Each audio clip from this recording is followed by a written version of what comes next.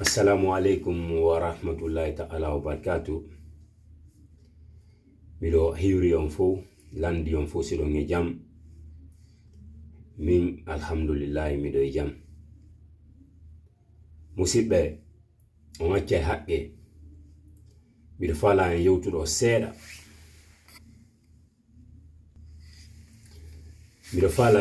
seeda fi toujours ko fewndi kameden leydi la Guinée mayde ngandi ko on fe'ide kon hande ka leydi meden hulbinike moƴƴa wana seeda moƴƴa kadi wana seeda ko tawata en duwaka delfude en duwaka kadi ñobbude juuɗe meɗen ɗen en duwa immade darɗen dartoɗen moƴƴa kadi wana seeda parce que en fof kala Guinéen jo ko hikkori hande otigi andi Faale Mamadi Doumbouya on ko luttugol ka pouvoir o falaka organise de élection jiɗin o immo faale makkon fof hande rêve makkon fof hande ko luttugol ka pouvoir maya ka pouvoir e yewta fi ɗon ɗon gaynen kadi yewten fi population Guinéen non ko gonga no wodi faamu e piiji ɗin no wodi kadi ɓe ala gollirde haqqille maɓɓe ɗen ko tawata gouvernement on si ɓe ƴetti jawdi ɓe hibbi population ji goo ko tawata wonɓe ɓe naïf en fait konko ɓe hibba ɗon haaju maɓɓe ala hande kadi avenir maɓɓe on mi ɓurti andugol Guinéen ɓe goo c'est-à-dire ala barki ɓe ala barki fes parce que ko angal barki non an heɓeɗa e leydi aɗo taw ya heɓede arrière grand parent ɓe ma ɓen ko heɓa ɗon depuis premier président Ahmed Sékou Touré ha fendo ko wonɗen ɗo Saye Mamadi Doumbouya ɗo hay hunde ala ko marsi lagine na courant lagine na ndiyam na hay hunde avance kono hay joni jama on no wodi ɓe tira leçon président jo arɗo wo koyo eto manipula population on ƴetta mbuuɗi ara hibba ɓe yeggita avenir maɓɓe on ɓe ƴetta ɗin mbuuɗi ɓe hibba ɗon ɓe ñama ɗi balɗe yontere lewru hara ilan ni o tigi jooɗike ka pouvoir kamɓe ɓe perdi avenir maɓɓe on ɓe immo kadi ɓe daroyo e yaltugol e innugol président o jam fikke men o waɗini o wattitirini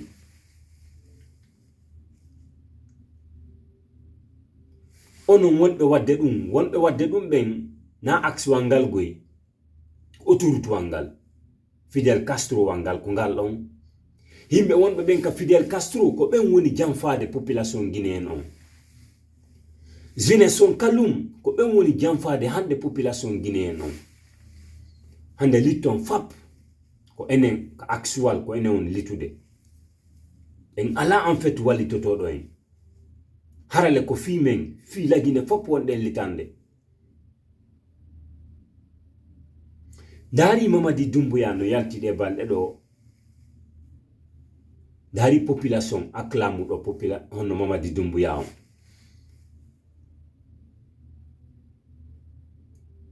ka autoroute Fidel Castro wangal fop yalti jaɓɓimo fop yalti wi'i ko Mamadi Doumbouya ɓe faala ko Mamadi Doumbouya luttata ka pouvoir e on yeggiti o ko coup d'état waɗi on yeggiti o ko jamfiiɗo Alpha Condé o ari ka pouvoir fi intérêt makko on yeggiti onon promesse ji ɗi Mamadi Doumbouya tennoɗin fop wondema ko ari ko libérugol population Guinéen on eto o organise élection jidin o fonna fop laami don jodo dirisa lendi on yeggiti ko wi ko wondema o réconcilier hakkunde guinéen fop hande ko on woni warde enen fulbe ben kombo on warde hande sina fulbe ben Mamadi Doumbouya kombe woni sokude sina fulbe ben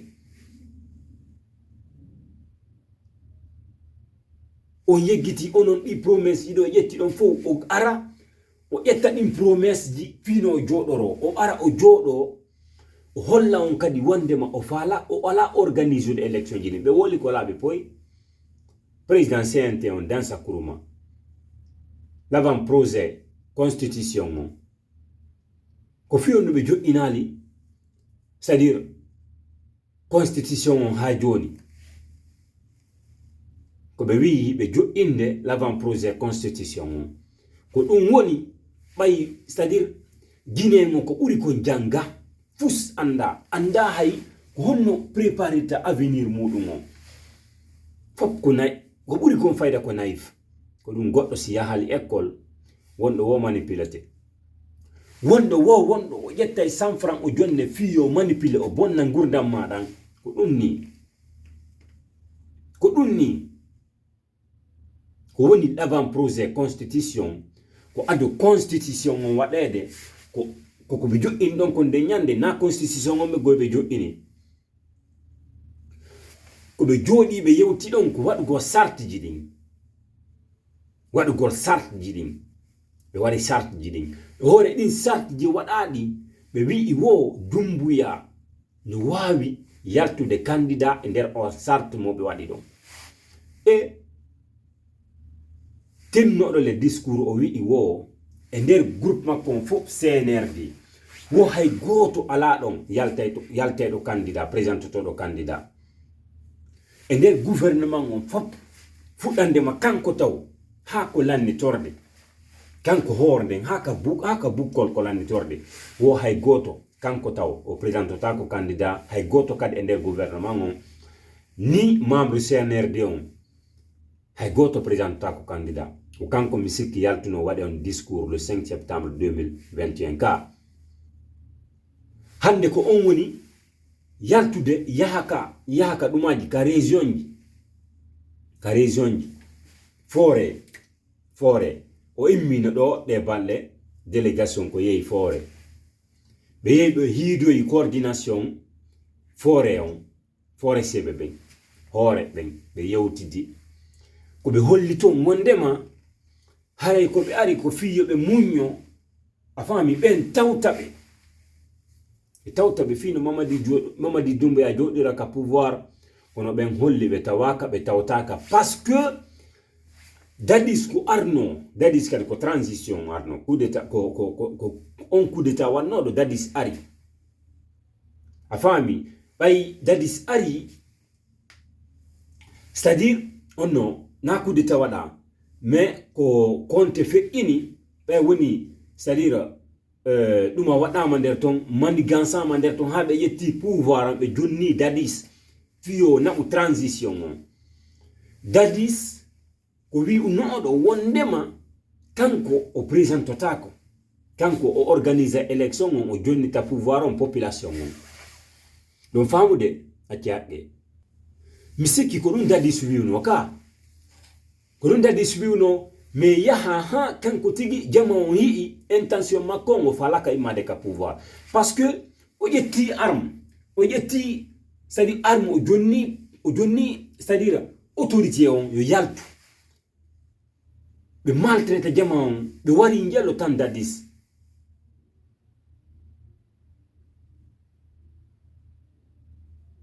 joni noon yehi ha dadis heɓi o malheur ɗon population on jaɓali hooreɓe coordination foore on ɓe wi'i wondema ko dadis acceptanaka ko ɗum ɗon kamɓe kadi ɓe acceptanta Mamadi Doumbouya ɗum ɗon ko gonga maɓɓale par ce que ko transition halda ko dadis jaɓanaka ɗon Mamadi Doumbouya na ɗon ɓe jaɓanta Mamadi Doumbouya anditen enen kadi si tawi on délégation immike yehi Fouta Jallow te jabu nyang hay receive golbe boy woten jabu fes receive golbe ko si en receive be si be wola fale mapion en wi en ala ko wernembe parce que golle mabbe ko war golle ngenen pulbe ben be gayni war gol fulbe ben kala hande yaltudo ka actual manifesti ko droit le jama population mo manifesta gol ko fiyon no be tongande manifestation c'est parce que fale mabbe on ko kala yaltudo yibe wardemo fi hulbingol hedditi ben fi be hebu no be luttira ka pouvoir andi ten enen kadi so be immike do be yehi Fouta Jallow yandi ko onon mawbe amen ben Fouta Jallow ko onon men holori to jabu woton jabu hay receive golbe hollebe wondema hibe konti ko be on warde en kon ala en welde hollembe wondema ko transition addibe ko dum be on warde yobe organise election jini be furkanno ka pouvoir e kono sibe yehi yidugale meden be jodike be holli en faaleji mabbe din be jetti jawdi be hibbien enen accepti en dari din jawdi don on sendi din jawdi don onon c'est-à-dire mawbe amen ben Fouta Jallow andite hare men accanale on hakke parce que ko menen bibbe mo don ben won litude contre fiyon hettu yon hettu uttu fiyon heb c'est-à-dire yon hebu ko nyamo fiya pijini règle kale di meden han meden wakili yarugol ka réseaux sociaux do men combattre meden wakili yaltugol me yaha men manifesto men combattre onon kadi sibe yehi e modon onon kadi hollebe on weltaki hollebe on weltaki wi'ebe ala ko wernombe wadon tawton men wadon liton mo kala wadira liton no wawiri non mo kala wadira litira ko wonire ton la même chose que basse coton warra non o hiya joni Mamadi Doumbouya ko yimbe be yalti wo ko yimbe yaltani modo si tawi on acceptali hunde marsata hay hunde marsata son acceptali ko ono mawbe amembe men holori menen wadde beri ko men wawi kon fop men kamtine kad wadugol beri ko men wawi kon ko hedditi ko bayi délégation ko e modon yahata yida e modon onon kadi hollebe wondema hidon on weltaki en fait hollebe on weltaki hollebe on weltanaki gawal hollebe on weltanaki bawuri ko hobbe warabe fop do ka actual ko honto video hollelan video mo yidon ko tawata bawuri madum e gawal be yalti be holli wondema dum don ala be welde ko be won o fulbe be won warede kon mais be wonani Mamadi Doumbouya ko be won wiide jama on duwaka yaltudo wobe waraymo nanga do wo sokete nanga do wo kidna c'est-à-dire be kidnappa jama on be suuda hande hebi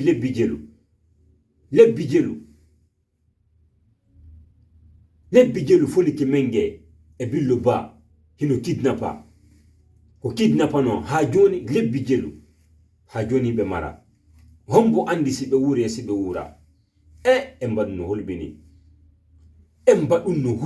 mbadun no satti mba hande ginenjo ala ko uddita gite mudum ko on Mamadi Doumbouya joni tappude campagne on hande la gine ka e yiide balde do Mamadi Doumbouya yalti ko le combien mi sikki mi nasko lendi do Mamadi Doumbouya yalti hande nous sommes le 12 aujourd'hui. Nous sommes le 12 aujourd'hui.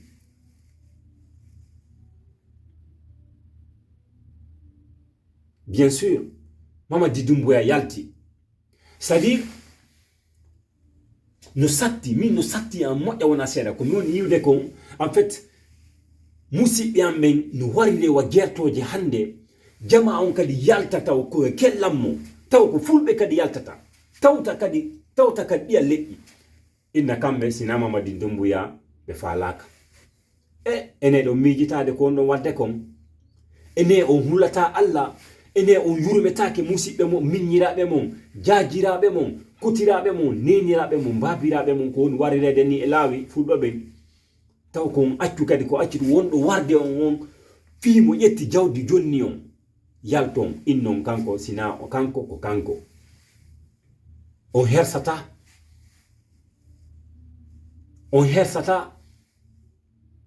no yurmi no satti ndare hakkunde modon e Allah ndare himbe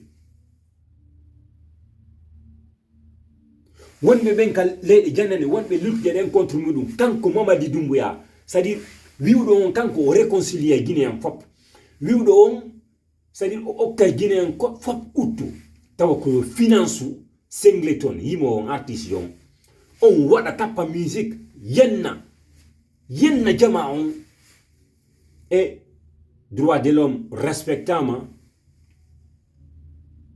c'est-à-dire cela veut dire que droit de l'homme ko basculer en fait ko basculer droit d'expression ko basculer parce que si tay yehi ha kanko lami don kanko droit don fonnu de Guinée fop kanko ba c'est-à-dire hande ko kanko ni hore Guinée be fop kanko droit fonnu de kanko droit hollude fo ko gotum si tawi non kanko o wawi finance gol artiste jon Singleton o finance mo on yo tapu musique yenna population kambe ko honno be wawi wi irde wonde mabbe anda ha on gagne tapude on musique lansi mo ka YouTube par après Doudou Beni o yalta o wi kanko wandano Singleton tapi on don musique si be anduno watano musique jonno bay gayni wadugol haray voilà ande kadi o wattata jama yo accu yennugo Singleton yo accu yennugo Mamadi Doumbouya mais nous allons insulter Mamadi Doumbouya parce qu'on a raison. Pourquoi vous avez financé le gouvernement en fait Mamadi Doumbouya, celui qui est censé de protéger toutes les Guinéens? Pourquoi il a financé en fait l'artiste Singleton? Il a tapé son son pour insulter en fait d'autres Guinéens. Pourquoi il a fait ça? Cela veut dire que, c'est-à-dire, le droit d'expression en fait est basculé en République de Guinée. C'est comme ça, c'est basculé. Nous qui êtes dans les pays étrangers, si on parle, ils disent qu'on ne doit pas parler en fait, qu'on ne doit pas dire ce qu'on veut dire en fait. Mais lui, pendant que lui, il finance les artistes pour nous insulter ici, c'est pas normal en fait. C'est pas normal. C'est pas normal. Cela veut dire que c'est Mamadi Doumbouya qui crée des problèmes en République de Guinée. Oui, c'est lui. Et il est parti jusqu'à, c'est-à-dire, il a déjà commencé la campagne. Il a déjà commencé la campagne en République de Guinée. Nous avons tous vu. Regardez les vidéos s'il vous plaît. C'est-à-dire les Guinéens, certains Guinéens sont inconscients en fait. Ils ont la tête mais il n'y a rien dedans, il n'y a pas de cerveau. C'est-à-dire, non, ne yurmi quoi, ne yurmi. Goddo, comment on y a école. Comment il y a école au janga, au anda, au préparer ta ngour dans ma konan. Qu'on préparer ta avenir makon, au anda, au sendindira, ko boni, ko moi, au sendindira. C'est-à-dire, madum no yurmi en fait. Madum no yurmi. Il vient, les promesses qu'il a tenues le 5 septembre 2021, il n'a rien en fait respecté. Il s'est mis en fait à tuer les peuples en République de Guinée. Sur l'axe, c'est comme ça parce que qui il a tué, c'est-à-dire sur l'autoroute, qui il a tué en ville. C'est sur l'axe qu'il est en train de tuer en fait. C'est les peuples. Regardez les listes qu'ils ont tuées depuis qu'il est venu au pouvoir. Plus de 50 et quelques personnes. Jusqu'à présent, il continue à tuer les peuples. Les Guinéens qui sont, tous les Guinéens, il n'y a aucun Guinéen qui n'a pas vu ce qu'il a fait depuis qu'il est venu au pouvoir. Mais il y en a encore des naïfs c'est-à-dire qui le soutiennent quoi. Regardez s'il vous plaît, aujourd'hui c'est Mamadi qui sort comme ça et puis les Guinéens qui sont naïfs là, ils sortent pour l'acclamer. Mais pourquoi? Vous ne voyez pas ce qu'il est en train de faire. Vous ne voyez pas, c'est-à-dire le fait qu'il est en train de manipuler les Guinéens en fait. Vous êtes naïfs, vous. Vous êtes des salopards, quoi.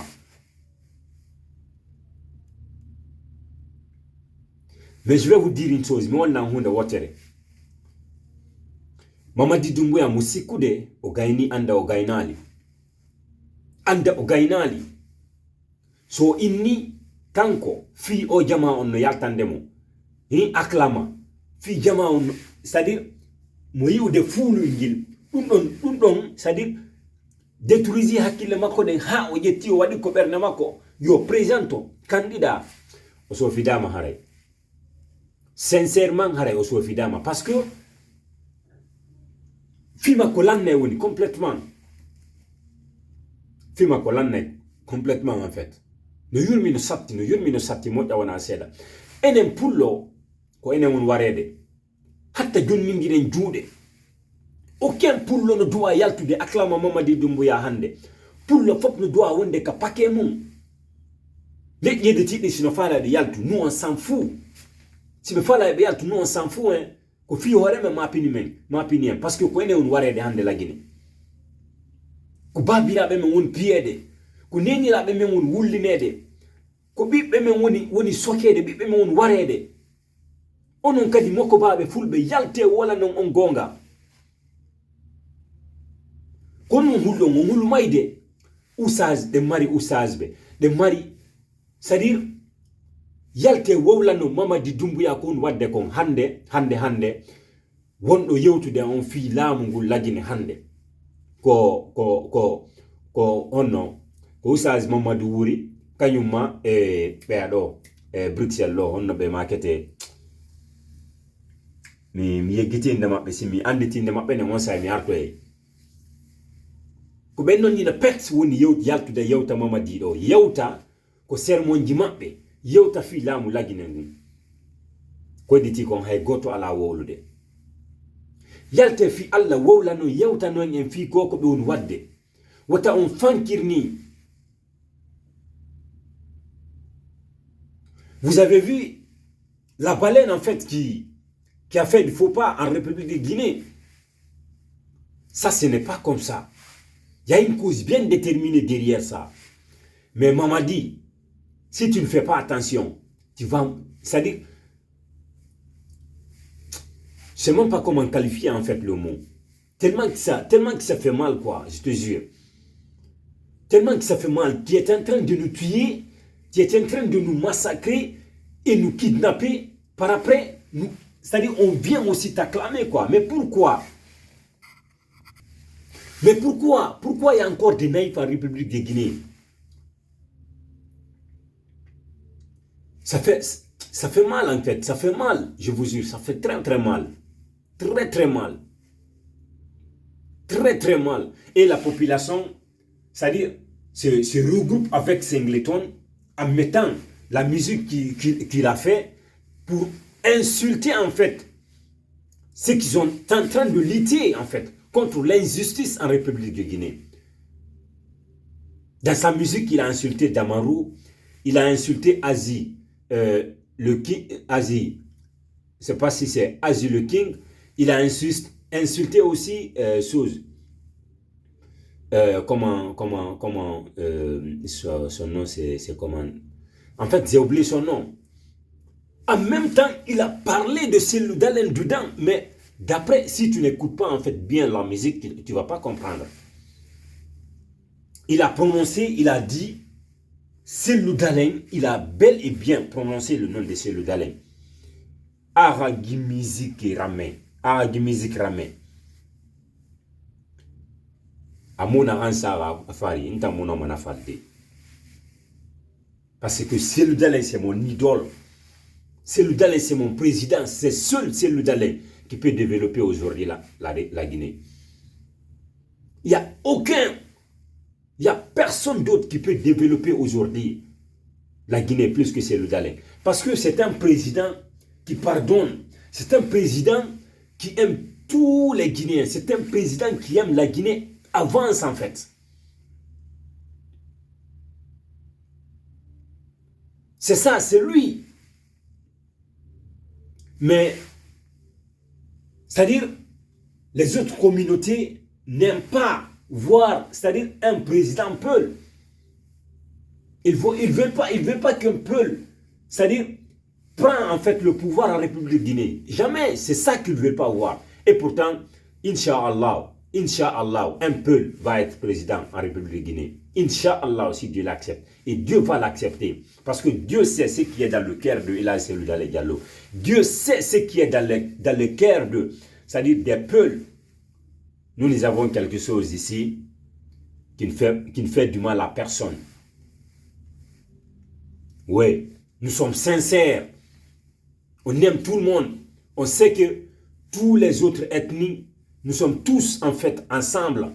Nous sommes tous de même pied d'égalité. Nous sommes tous des Guinéens. Il n'y a pas de distinction en fait d'ethnie chez nous. C'est pourquoi on lutte. La lutte qu'on est en train de faire aussi, c'est une lutte pour tous les Guinéens. Mais les autres communautés ne comprennent pas ça. C'est parce que c'est des naïfs. Ils ne savent rien en fait. Ils ne connaissent que de l'argent. Ils ne connaissent que de l'argent. Quiconque qui vient au pouvoir, il leur manipule en fait. Il prend de l'argent, il leur donne pour qu'ils restent au pouvoir. Ils ne travaillent pas, eux ils s'en foutent. Eux ils s'en foutent. Mais c'est de la démagogie ça. Mais c'est de l'injustice ça. C'est honteux aujourd'hui de sortir devant qui que ce soit pour dire moi je suis guinéen. C'est honteux quoi. Pour moi quand même c'est honteux. Hein. Moi aujourd'hui je ne peux pas ouvrir en fait mes yeux devant mes collègues pour dire voilà, pour parler de la politique. Parce qu'ils savent ce qui se passe actuellement en République de Guinée chez moi. C'est seulement des dirigeants. C'est-à-dire ils sont partis, c'est-à-dire dans les pays occidentaux, ils ont étudié et revenir en République de Guinée parce que c'est ceux qui sont censés en fait d'aider en fait la population guinéenne pour développer les pays. C'est eux qui sont en train de tuer en fait la population guinéenne à cause d'argent. Toutes leurs familles aujourd'hui sont en Europe. Ils prennent en fait l'argent du contribuable guinéen. Ils viennent acheter des maisons dans les pays occidentaux. Ils prennent leur famille et envoient dans ce pays-là. Ils laissent, c'est-à-dire, eux seuls, lui seul, il reste en République de Guinée. Il se met en fait à tuer la population, les Peuls. Mais c'est honteux. C'est grave ce qui se passe actuellement en Guinée. Vous êtes des lâches, je vous jure. Vous ne voyez pas ce qui... C'est-à-dire... Non, ça fait mal, je vous jure, ça fait très très mal. Min hande, kon Bernardo, c'est médité que fit la Guinée. Lady wela indilang. Lady ko tawata, ko mi heba don, ko mi jibina don, mi jandi, ko mi andi don, ko tawata hande, ko mami dogandi lady. Taw ko mami dogandi lady. Hande mi susta udutugol gitian tawde gore be am wiya ko mi Guinéenjo. Emba dum no yurmi, emba dum no satti. Emba dum no yurmi. Mawbe amen imme daro don. Mawbe amen imme daro don yeto don o gonga woton fanku. Dare bibbe mon wonabe warede ben hande. Bibbe mon jelo warama ko actual. Faybe mon yaltebe lutte contre injustice ko won wadde konko leydi. Si tawi woni leydi ndin hettike en heɓi lanɗo nunɗuɗo mo Cellou Dalein lanɗo fonnowo population guinéen o fof koyen fof heɓi ɓottungu woton accudumen e litton woton accudumen e litton onon kadi waɗe ko wawɗon kon wowlane o président jo gonga parce que min na président jo moi je m'en fous de lui, je m'en fous de Mamadi, je m'en fous de lui sincèrement. Sincèrement, moi je m'en fous de lui parce que wawata wargol musi yamben taw ko mi aru kan mi tawtamo mi ara mi kellanamo non mi wawata wadu goldum don jamais dum mi wawata wadu goldum don hay bim mi goto mi wawata wadu goldum don billahi no yurmala moƴƴa wona seeda ndare paykoy ko be woni warde paykoy be anda hay hunde fi pouvoir a sikkaybe mayata acce immo don dartano don ngeng imme dartano don ngeng onon kadi wade ko wawdon kum yewte ka jumaaji yewte waɗe video ji yewto ngul Mamadi Doumbouya yewto ngul laamu wonde makko ɗon wadde kon jama on fof no reeni kono ɓe hettay hiɗo sikkude ngi lingil wonu ngi faux pas fore kariya ɗo ka badde fode kariya ɗo sikka ɗo ɗum ko ni tun ɓe gandi wonande janguɓe ɓen fof Qur'an on ɓe gandi wona balen si waɗi faux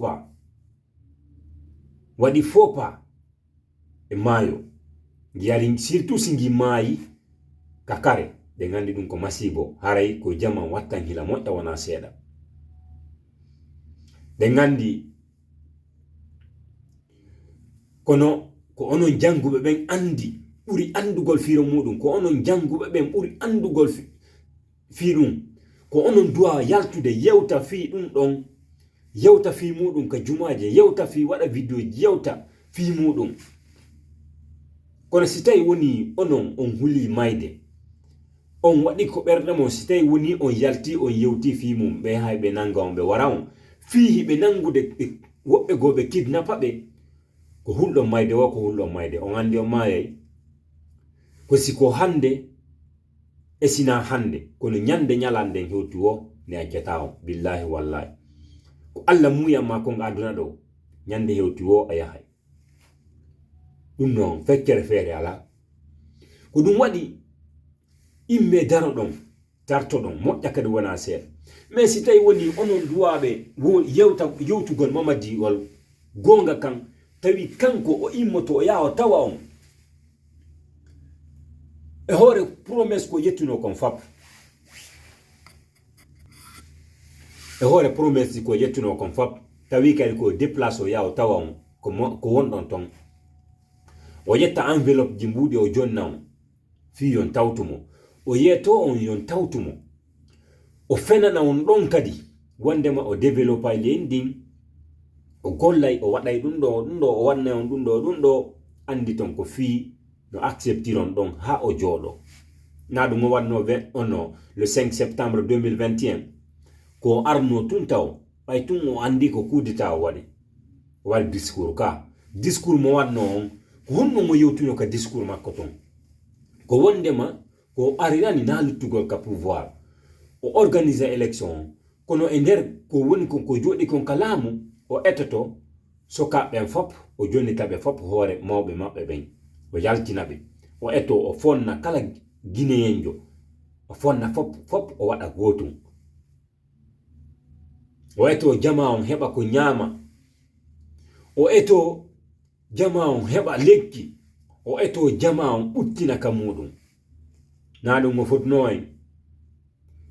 fotno en fo welti fo wonanimo mi sikki pulloba maninkaba sosoba ala leñol ngol wonananomo fop kellannomo wonanimo ka parce que iɗen hoolino promesse ko ƴetti kon o respecte promesse on jaga ko fino joɗora ɓay woni o joɗike konnu o wonno wadde na warugol population warugol ngenen fulɓe ɓen hollelan ko hombo hollelan vidéo ma hollollan photo maninkajo ma ɗum sosojo Mamadi ko wari mi sikki ɓe on warde ɓen fof kaka axiwal ka ko ɗon woni naɓude autorité on ɓe yaha ɓe wara fay koy ko tawata ɓe anda hay hunde fay ko tawata ɓe yaltata hay manifestation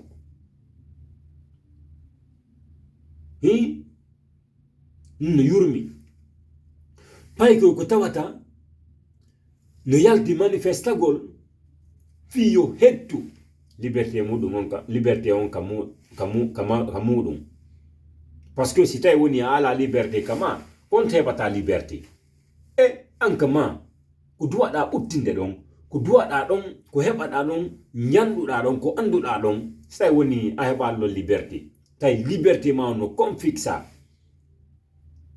ɓe confisque liberté ma on a yalti manifestagol fiya hettu liberté ma on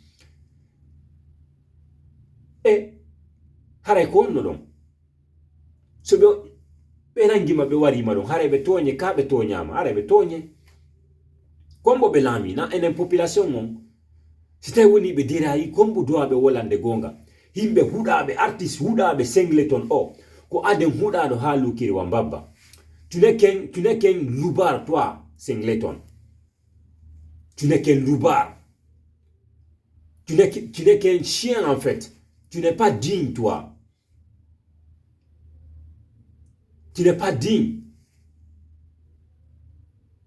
mais si tu insultes Cellou Dalein nous allons t'insulter Igolo Geme toi singleton Igolo Geme toi Fiskila Igolo Geme toi Takana Zion Igolo Geme toi Woody Premier. C'est moi qui le dis et je répète. Et je répète. Wobirin Golo Geme, Wora supporter Golo Geme.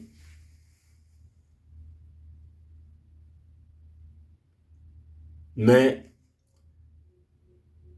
on won be yaltude. Tauta Mamadi Dumbuya. Wi asina kanko ko kanko. On ni saidum kono wana hande. On ni saidum kono wana hande. Yalte naron buko ke wono jon ko be woni yawde ka quartier be jonna on don. Etton ko nyamon ko do balde didi hala ko lanni. Yalton innon kina kanko ko kanko. Wade ko ilanna jon lottidon.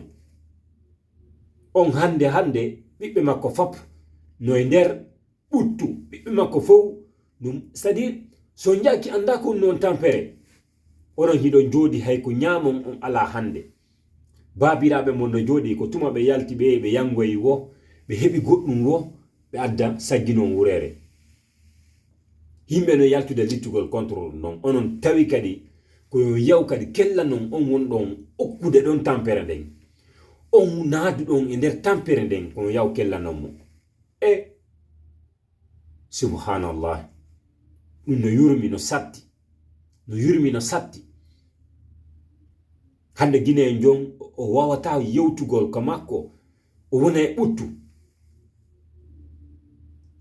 c'est seulement les peuls mais tu vas récolter ça très cher.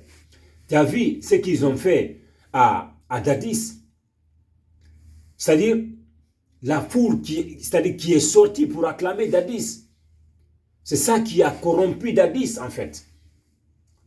Il a vu la foule, il a mis dans son cœur, ouais, voilà, en fait, c'est beaucoup de monde.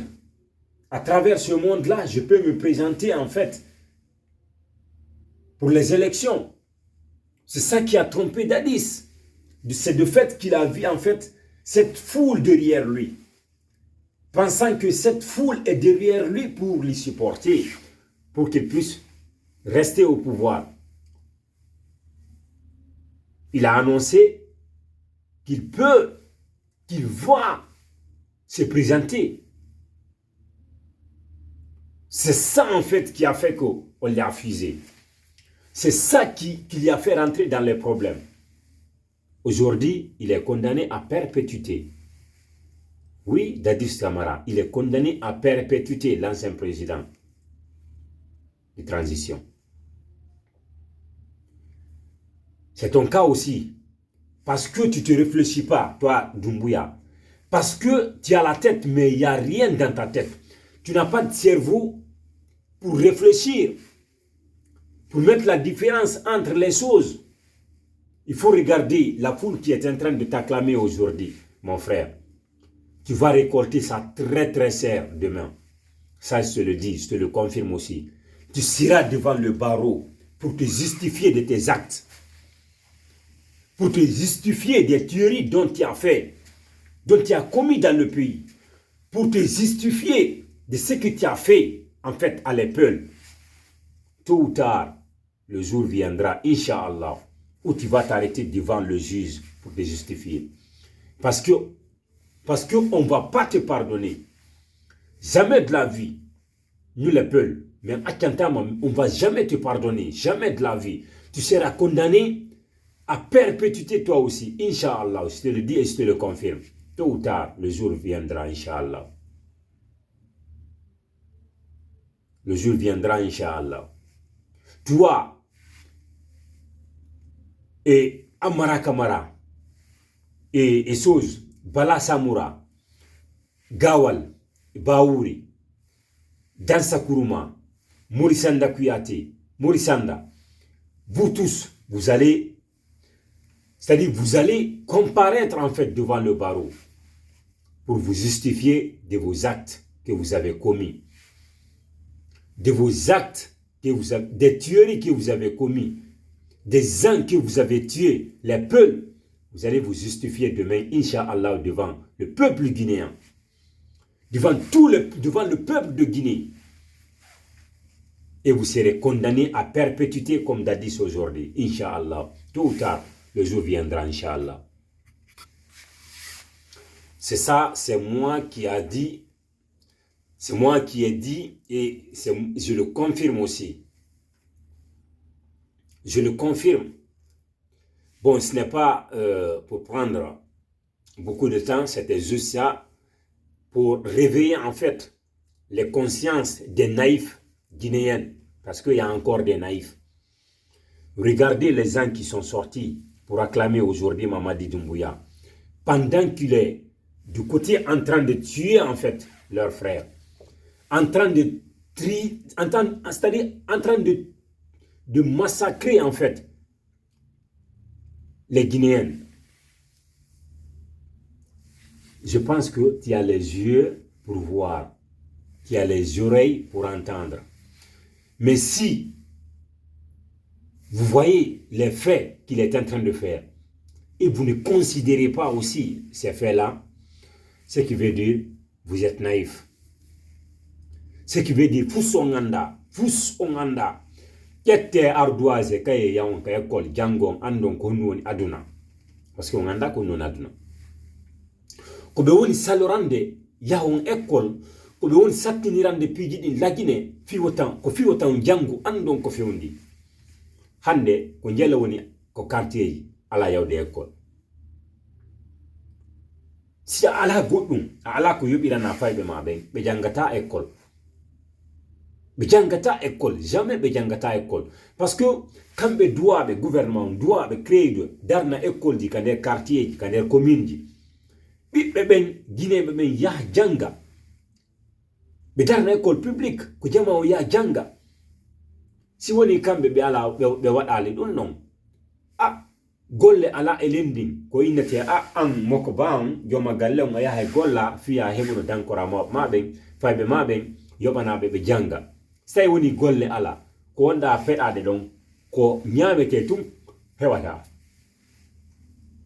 ko sagginiron tun ko non heɓata padi ɗum non heɓata hay sa heɓi hay si ɓe nguma jibini ɗo jennugol ɗum ɗon ko ma nattire, c'est à dire ñalanden woɗɗine parce que goɗɗum ala cidena bon waɗa ko dum wadi be alaji budde jama on janga ko fiwota jama on andu ko fewndi ha lita contre mabbe ko fiwota jama on andu wonde makko bon arande ko pouvoir ko bi fi détruise go conscience guinéen ben yet hujje jawdi ni nabani leede janan den ya darno ya ton yetta be ngure mun den fo nabaton bay kambe be andi hande kadi be wuri ko no wodi ko kambe andi filamu gon haji mabbe ala ko dum haji mabbe ala kono hiden hiwde kon wadde kon ko be woni wadde kon hiden gaynde kadi yeyi tawen ko yaw acclamen jokkembe innen kutu kambe ko angal hersa non ko angal sadi ko angal faamu non ko dumbe weta angal faamu. Donc haray ko le master 224 haray ko dum yarno réveil go conscience naïf ben parce que nous dit encore naïf, il y a encore des naïfs. Donc c'était juste pour venir en fait éveiller les consciences des naïfs guinéens.